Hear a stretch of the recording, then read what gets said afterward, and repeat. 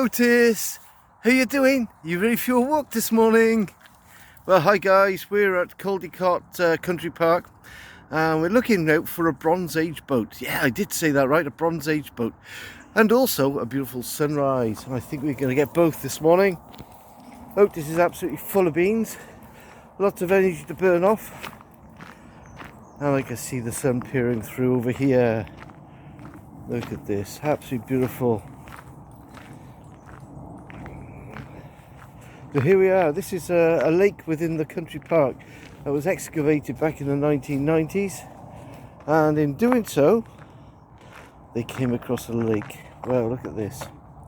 So glimpses of a maritime world were uncovered in 1990. Workmen were digging this ornamental lake and found timbers of a hull of a Bronze Age boat up to 16 meters long and carrying as many as 18 people. As well as cargo and animals, traders used boats like this to cross the Severn Estuary and travel to Ireland and Europe. Beneath the mud of the millennia, other discoveries showed that people living and working alongside or beside the Needham, the remains of a landing stage to unload cargo over the muddy bank. A fish weir, an amber bead, part of a sword, and even a dog skeleton were uncovered. The timbers found here were part of a sawn plank boat made from oak planks and stitched together using yew twigs. These boats were built hundreds of years before nails were even invented, so they were sewn together rather than nailed. Moss, tallow and beeswax waterproofed the stitching holes, and only 6 sawn planks have been found in Northern Europe, so the planks found here are very rare indeed. And here's a picture of what they believe the boat looked like and the landing stage. There's more information on visitmonmouthshire.com, and just as an idea of where we are, there we go. This is Caldicot, or in Welsh it's Caldicot. And there we go. So this is the Bronze Age boat that was found. Absolutely amazing. Anyway, here we are. Here's Otis and here's the lake. No sign of any boats today. But this this lake used to be part of an estuary that led out to the River Severn at one time. And just for John, a plaque of all the wildlife here. Fantastic. And as we're in the castle grounds, we might as well take a little wander over and have a look at the castle.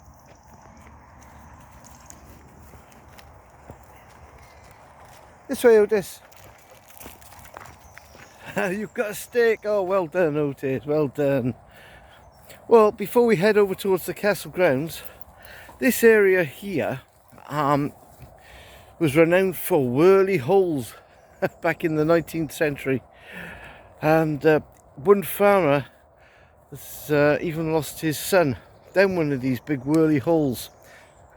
Apparently it's where the Needham, which was the river that came through here, which went down to the River Severn Estuary at that time.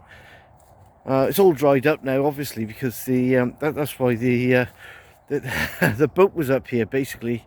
So this would have been the river right the way along, and after it dried up, you're getting these big whirly holes, and would just drop down into a waterbed. Absolutely amazing.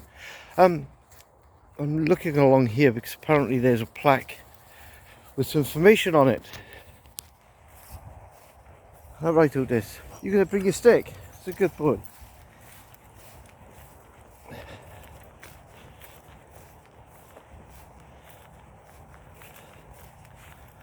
Okay, it's a very busy area this morning. I've seen lots of joggers and runners, as well as lots of other dog walkers. Okay, and here we have a plaque with some information on. Ooh, Otis, that hurt, I bet. You just wait there a moment. Okay, here we go. Where did the whirly holes go? So, old maps of the area show a place called the Whirly Holes, or the Whirly Holes. Local children were warned not to play near the Whirly Holes. They were springs where the Nedden burst out and suddenly and dangerously drained. A local farmer's son had been lost down one, never to be seen again. Tides on the Severn and underground water nearby the caves probably created this lethal mix of forceful springs and sinkholes.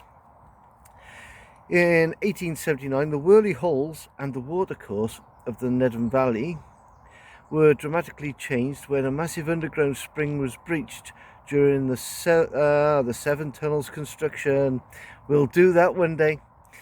All the water from the whirly holes from the Nedden's underground streams poured, as Thomas Walker wrote, into the tunnel itself, and almost every well and spring and little river itself for a distance from more than 5 miles from the tunnel became dry. Millions of gallons of water had to be pumped out of the tunnel daily, and still are, just to stop the tunnel flooding. The whirly pools, quite literally, went down the drain. And this is a picture of the tunnel. And this is Mr. Walker himself. That's Thomas Walker, who wrote that the Severn tide once reached Cowent, where these tides flowed, now a rough piece of marsh ground, where the little river Nedden passed to join the River Severn. There we go, good bit of information there for you. And below is Mount Ballan House in 1905. A Tudor Gothic revival villa was built in 1837 from the National Monuments Records of Wales. That's from the Thomas Lloyd collection. There you go. More information, visit monmouthshire.com. Really good stuff. Okay, young Otis, should we take a look at this castle? Okie doke. There we are. We can see the castle there in the foreground. Coming up. And this was built in 1170 by the Bohun family. And it's thought that Humphreys III de Bohun, was it Humphreys II rather of Bohun, built and designed the castle. And it's a standard Bolton Bailey type castle. Absolutely beautiful. And in the war, this castle was actually used to house several families that got blown up, or rather the houses got blown up in the Blitz. So these were the gatehouses were all modified and made livable.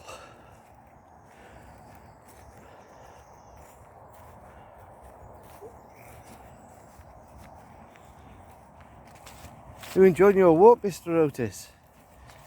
Absolutely glorious weather, absolutely. And that sunshine is just peering through at us. It's absolutely gorgeous. Otis having a little zoom time. Okay, Otis, zoom. And stop. Otis, lie down. That didn't work. That's a good boy. 1, 2, 3, zoom.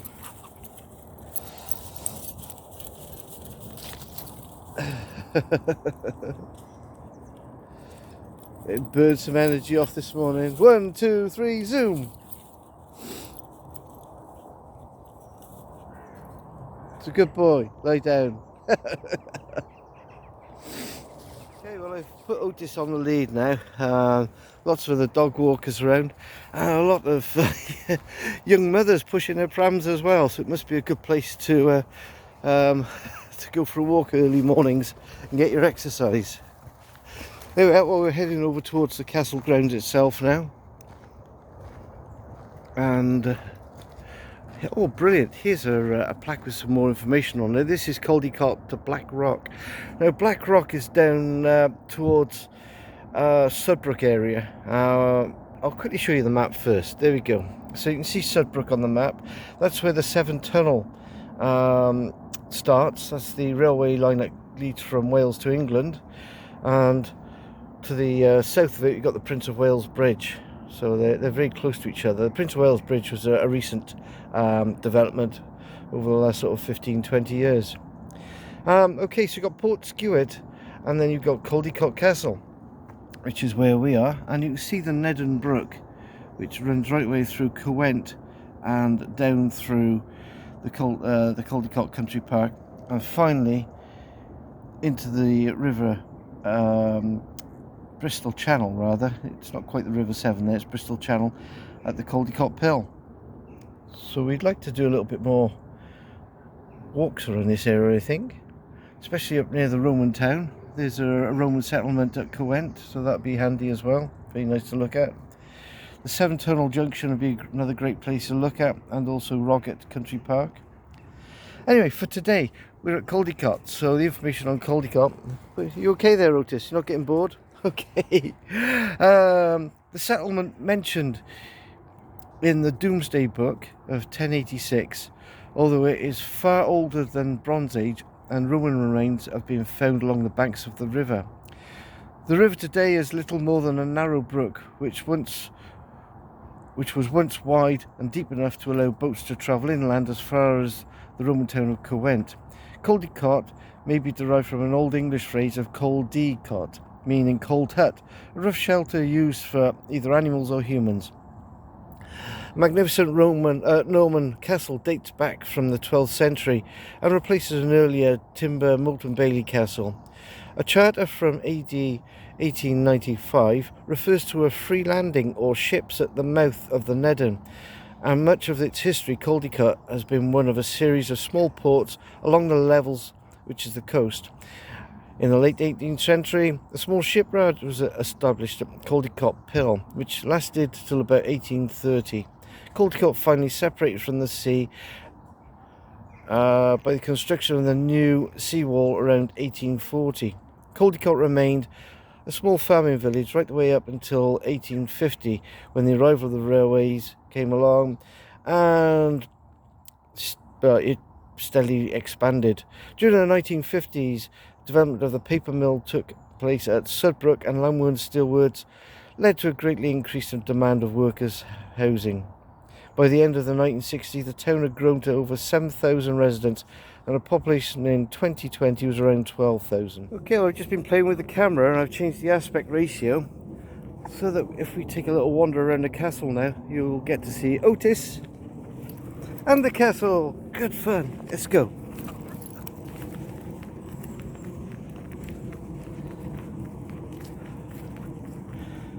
As we get close to the castle, you can see that it's still got its moat going around the peripheral, and as we get nearer, you'll see the gatehouse.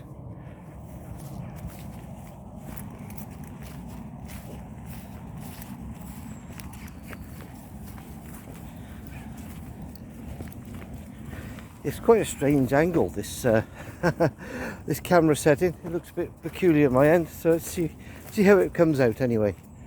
You can take in the complete concept of the castle here. Okay, Otis.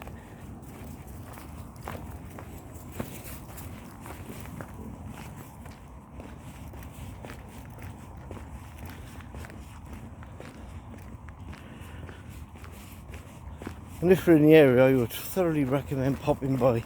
It's a great country park. They've got toilets, and there's even a camping ground, children's play area. And of course, the castle holds banquets every now and then, medieval banquets. So look out for that as well, because they're apparently they're really good. And you can see where the castle's been renovated to this grand spectacle that we have ahead of us now. And this is the moat that runs around it. And Otis is eager to go and see if there's anybody in. I'm afraid it's locked, Otis.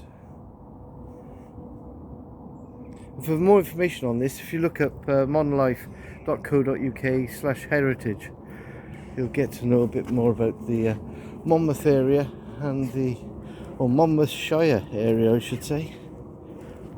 Wait, another little bit of interesting information. I was asked the other day, where does Monmouthshire get its name from?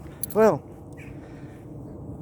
basically the River Mon, or River Mono,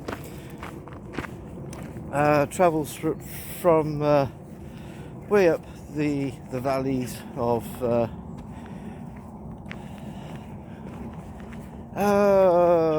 sort of Herefordshire, I should say, and it travels through Monmouth, and then it enters into the River Wye at Monmouth, and hence why it's called Monmouth, because it's the mouth of the River Mon.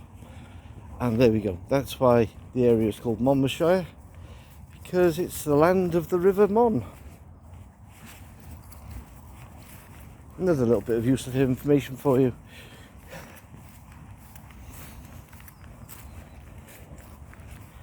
And throughout time, Monmouthshire has been in both England and Wales. They keep moving the boundary. It's currently in Wales, although in the 1960s it was in England. I was born in the 60s, and apparently Newport, where I was born, was in Monmouthshire at the time, which was part of England, not Wales. So that was a bit confusing. Okay, we'll continue walking around here, Otis, and look at the castle. Otis has got other ideas. We can have another run in a moment, Otis. Just need to have a little wander around the castle. And if I can head up this way, I may get a peeping through at the grounds.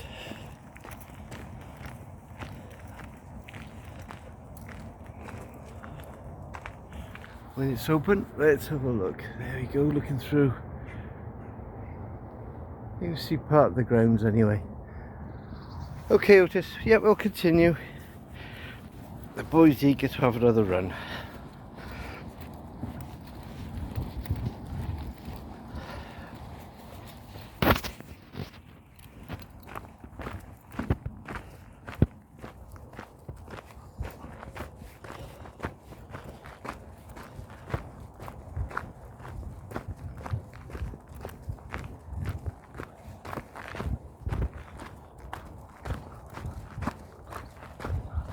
I'm not sure I'm keen on this angle that the camera's producing, but it's quite a wide shot, so there we go.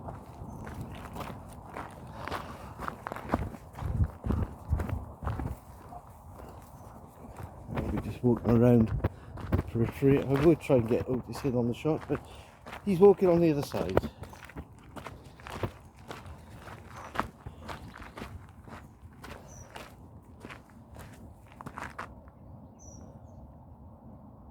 What have you found, Otis? What have you found? You're not sure? Okay.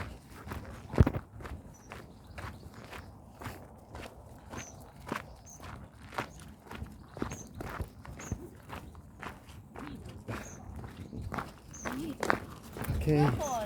Good morning. Yeah, this one is too. Oh, yes. Say hello and then we'll be on our way. Yes, girl. Hello, you are so beautiful. He's a very bouncy pup. Well done.